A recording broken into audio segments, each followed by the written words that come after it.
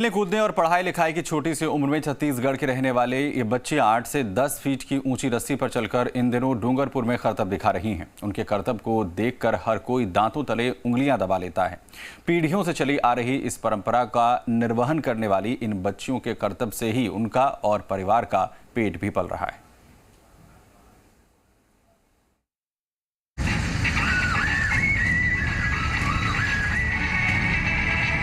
डूंगरपुर की सड़कों पर करतब दिखाती इन मासूम बच्चियों के सामने पेट की भूख मिटाने की चुनौती सबसे बड़ी है। इनका बचपन इन रस्सियों के फंदे में उलझ कर रह गया।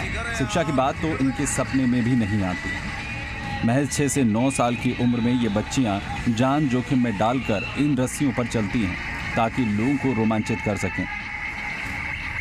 यही उनकी आमदनी का जरिया है। दोनों छोर पर 2-2 लोहे के पोल और उस पर 8 से 10 फीट तक ऊंची बंधी 20 फीट लंबी रस्सी पर ये नन्ही बच्चियां न सिर्फ चलती हैं बल्कि रस्सी पर बच्चियों का संतुलन भी गजब का नजर आता है।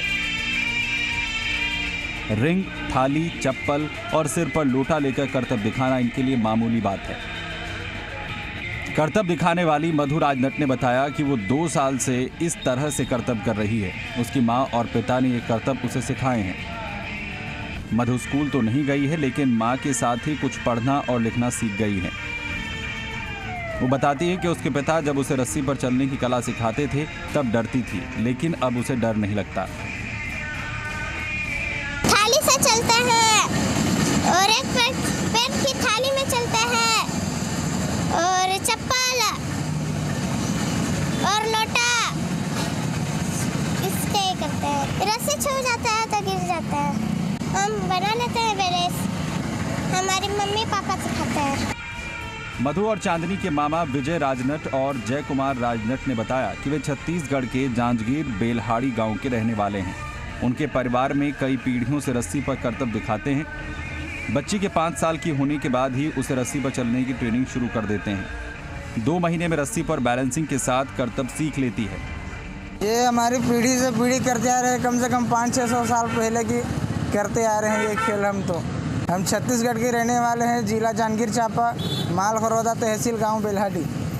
ये करीबन अभी 5-6 साल की होगी और ये तो अपने गांव में हम इसको ट्रेनिंग देते हैं, अपने हाथों से सिखाते हैं, इसके नीचे चलते हैं, फिर बाद में धीरे धीरे इसको कम से कम 5-6 महीना सिखाते हैं घर में। बहरहाल अपना पेट पालने के लिए ये राजनट परिवार छत्तीसगढ़ से चलकर विभिन्न राज्यों में जाकर इस करतब को दिखाते हैं। इस करतब से जहां उनकी ये कला आज तक जीवित है, वहीं ये कला उनका पेट भी पाल रही है। लेकिन हैरानी की बात यह है कि सरकार की ओर से इन कलाकारों को कोई मदद नहीं मिलती। इसके चलते ये परिवार खेलने और पढ़ने की उम्र में अपनी बच्चियों को मौत के इस खेल को सिखाने और करतब करवाने के लिए मजबूर है। अखिलेश शर्मा, जी मीडिया, डूंगरपुर।